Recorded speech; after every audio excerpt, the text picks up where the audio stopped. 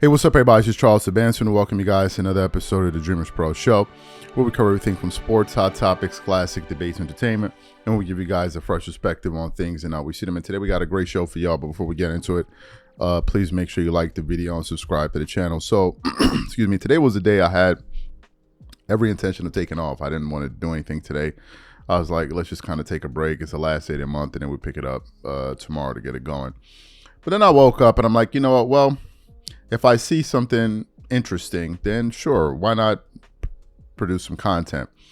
So as I was going through the internet, just kind of seeing what was out there, usually NBA content is recommended to me pretty much all the time.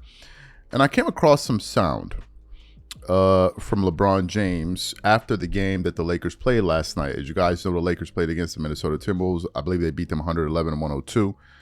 In that game, Anthony Edwards himself was ejected, but TNT they were the ones that were covering the game with Shaq, Kenny, and Charles Barkley and Ernie Johnson, right? So at the end of the game, I guess they were interviewing LeBron James, right? And one of the reporters brought up the question to him, which was centered on this whole face of the league convo, right? A lot of people have been discussing who's going to become the face of the NBA once LeBron James retires, because for sure it's been him. And we've had various candidates like Anthony Edwards, Victor Wembanyama. I think at one point they were even considering to make Ja Morant the face of the league, but that quickly went up in flames. So when it came time for LeBron James to respond to the reporter's questions, he started taking aim at people like Charles Barkley and pretty much everybody, right, who has had a negative comment to say about the NBA and some of the things that they've said. So what we want to do is we want to play originally some of the things that Charles Barkley said that LeBron James could be referring to, and then we're going to come back and continue on the show. Take a listen to what Charles had to say here initially. Julius Randle stepping back and knocking down a three. Yeah, there were a lot of threes shot tonight. Yes, nearly 100 combined between the two teams. 100 threes. That's right. Yeah, no, Ernie. You know what it is? It's Chuck's fault. Why? Well, because some idiot named Jason Monroe said something about that. I heard JJ Redick said something about me. JJ, you better calm down, because when you come for the king, you better not miss. Did he name you specifically, or was he just talking about folks on TV? He said something about we're the reason people ain't watching this crappy product we got. I said, JJ. Yeah, us, like we out there jacking up 100 threes a night. JJ. All-Star Weekend. There you go. I want to just say, the All-Star Weekend, everybody's got an opinion. I'm going to take up for the players first and foremost a little bit. There were too many breaks in between the games. I understand their gripes with that. So you don't want to start playing basketball and stop. Number one, the tribute to us was really awesome, but it did break up the game. And then they had the three-point thing with the young kid against Dame Lillard. If they want to do that, they got to do it. They can't stop the game in the middle. So I want to acknowledge that to the players. I understood their complaints and understood. That's the first thing. Secondly, I want to give some love to Mac McClung. Mac McClung, you've really been the highlight of the All-Star game the last 3 years. I thought you've been great. Congratulations on your 3-year run. I just want to say thank you, man, because you have been the highlight of the All-Star Weekend for 3 years in a row. It's been incredible. Now, for the players complaining about the format, when you have kids and they screw up their room and you make them clean it up, shut the hell up and just clean up your room. You don't get the luxury of complaining because y'all screwed up the All-Star Weekend. That's why we're out here trying kamikaze stuff to try to entertain the fans. Guys, we're so lucky and blessed. We're so lucky and blessed to make millions of dollars to play a stupid game. I wish y'all understood and appreciated how lucky and blessed we are. And you guys make more money than all the guys who did the heavy lifting before us. And bless you. I don't care how much money you make, but you do have an obligation to the game. And people always talk about leave the game in a better place than you came in. I don't know if y'all understand that. Complaining about the All-Star format does nothing good for our product. You know, the good thing about it, I'm not gonna lie, we don't have to televise that thing anymore. I'm not even upset. Because if y'all don't take it serious, why should the network and the fans take it serious? So y'all complaining about the format. Y'all are the reason the format's bad. Or that the format was used. Yes. And I'll say this, and I've said it for 5 to 7 to 10 years. International against the United States. Let's try it. Let's try it. Let's do that. So that's all I'm going to say. So you heard what Charles had to say. So after listening to that, I just wanted to give you guys some context because I think LeBron is directly speaking to people like Charles Barkley. But before we even get into what LeBron James had to say, today's video is brought to you by our sponsor, PrizePicks. PrizePicks is America's #1 daily fantasy sports with over 10 million members. PrizePicks makes it easy to get real money action on the sports and players you love. You pick more or less on at least 2 for a shot to win up to 100 times your cash. For example, this week on PrizePicks, I'm looking at the upcoming NBA schedule and selecting Stephen Curry for more than 29 points and Kevin Durant for more than 27 points and Anthony Davis for more than 12 rebounds and Luka Doncic for more than 8 assists. If you're like me and you like to play it safe, you'll love PrizePicks' new feature, Flex Plays. It's the safest way to play. You can still cash out even if your lineup isn't perfect. Plus, you can double your money even if one of your picks doesn't hit. On top of this, PrizePicks puts their members first, so all withdrawals are fast, safe, and secure. When my picks hit, I can get my money as quick as in 15 minutes. So download the PrizePicks app today and use code CLNS to get $50 instantly when you play $5. That's code CLNS on PrizePicks to get $50 instantly when you play $5. You don't even need to win to receive the $50 bonus. It's guaranteed. And remember, whenever you support this sponsor, you're supporting this channel. Thank you. So what I want to do now is I want to quickly play what LeBron had to say as he took aim at Charles Barkley and people in the media for their negative coverage of the NBA product. And then we're going to come back and continue on the show. Take a listen to what LeBron had to say here. With Ant considered, one of the possible future faces of the league, was being the face of the league something that you actively wanted, or was it something that everyone else decided for you? And what has that responsibility meant to you? No, Ant already said he don't want it. I know. Yeah, Ant said he ain't trying to deal with that. And, Channing Frye said it the other day, too, it's unfortunate, but,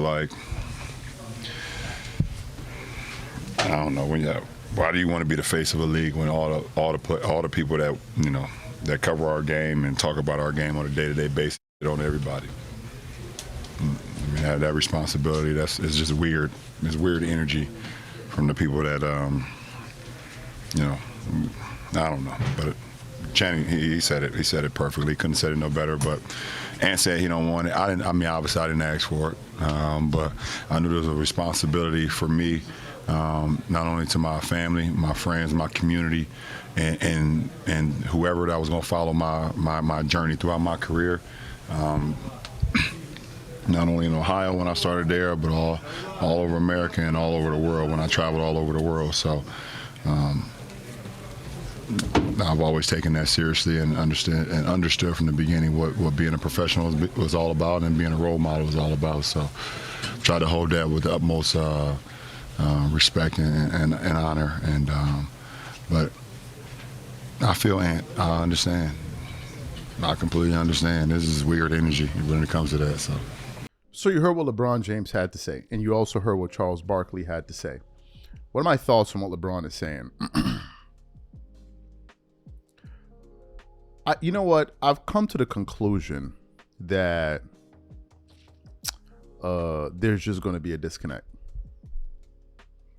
There's just going to be this disconnect, and I think that it's over. I think it's over in the sense that this connection and relationship that used to exist between the fans and the players, it's over, right? There's this permanent divide that I believe exists, especially after listening to LeBron.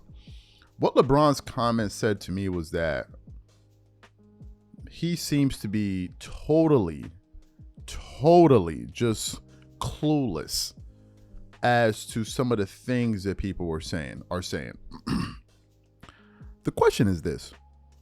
In the 2000s, were people saying this about the NBA? No. In the 2010s, were people saying this about the NBA? There's a terrible problem? No. So the question then becomes, if you're a thoughtful person, you would then have to ask yourself, why are people saying what they're saying? This is what an emotionally mature person would do. Why are people saying this? What's the reason for this? Because it never used to be the case. So what happened? What changed? Right? That's what an emotionally mature person would do. Secondly, a person in LeBron's position represents a product, which is the NBA. So if you're selling a product, which you are, LeBron, and your counterparts, and people are complaining, what a normal person would do is say, well, wait a minute, we have a product, people are complaining. What's the issue? A clueless person would say, why are they complaining? This is weird. Well, just imagine if you had a business that was operated like that, where you have products that you sell to people, and at one point people were loving it, and at another point people are hating it. And instead of asking yourself, well, wait a minute, why do people hate our products? Your response to the criticism is, this is just weird. And you're going after the people that are pointing it out. So let me get this straight. You want there to be a crappy product, and you want no one to talk about it. Let's superimpose this situation onto another industry. Okay? Let's look at gaming. Okay? Let's look at gaming. In the gaming industry, you have various parties that all play a role. Okay? You have the developers, you have the customers, and you have those that review the product. Okay? Now, if a developer continues to make bad games, let's take Ubisoft, for example, who's dealing with some issues with their Assassin's Creed Shadow, right? And people are complaining and people are skeptical, right? And you have the people that cover the industry that say, hey, they give updates. Hey, man, this ain't looking so good. This ain't looking so good. But then you have people at Ubisoft coming out and saying, man, the energy here is just weird. This is just weird. I mean, this is just weird. What's going on here? It's like, no, bro, there is a problem. And the longer you act like as if there isn't one, and instead of addressing the issue at hand, you're kicking the can down the road and trying to pass blame to the people who cover gaming and saying the issue's not with the product with us. The issue is what people are saying about it. Well, when you adopt that line of thinking, you're going to have a product that is failing. Hence the ratings. Hence the all-star ratings. So for LeBron and people like him to be taking this position, these people are clueless. What business are these people going to create that's going to be successful that involves a service? What's the business with this mentality? What are you going to do? What's the business that's going to be successful? I ain't talking about media. I'm talking about a business that you're going to create where you get to make a product that people complain about, and then you get to raise your nose or whatever it is at the customers and the reviewers and still be in business. What's the business? Name the business. What business apart from the NBA does that even exist? Where? What's the company? What's the company? So all I'm hearing is a bunch of blame deflection and whining because you're not addressing the issues. The issues are the product.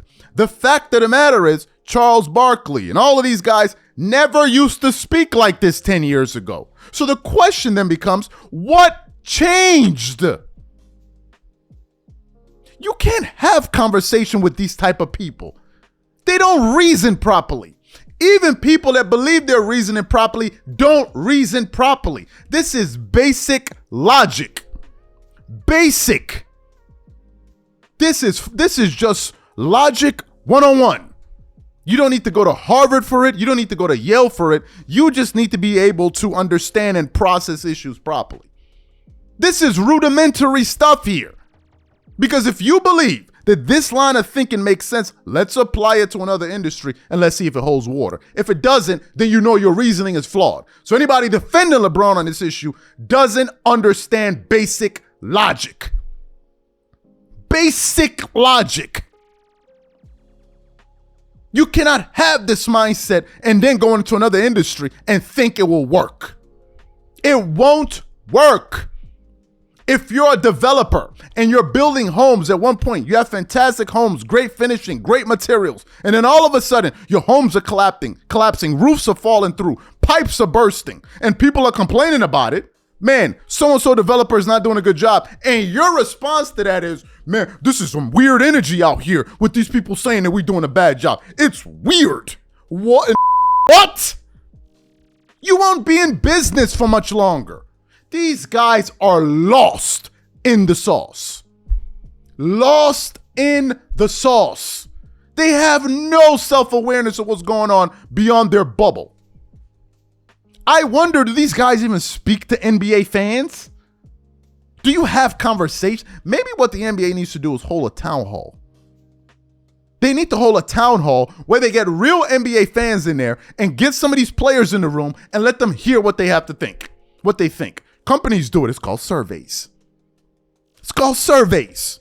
But when you want to live in a bubble and not look at things from a holistic standpoint, you end up giving these kind of ridiculous comments. Now it's the people reviewing the product that are bad. It's not the product itself. Just imagine the lunacy that is coming from these people's mouths. Unreal. These people cannot reason at all. And anybody that supports this line of thinking, my friend, you have zero reasoning skills. That is a fact. You cannot reason things through. These are my thoughts. Whatever you guys think, please leave your thoughts and comments in the comment section, and we'll catch you guys on the next episode. I'm out. Peace.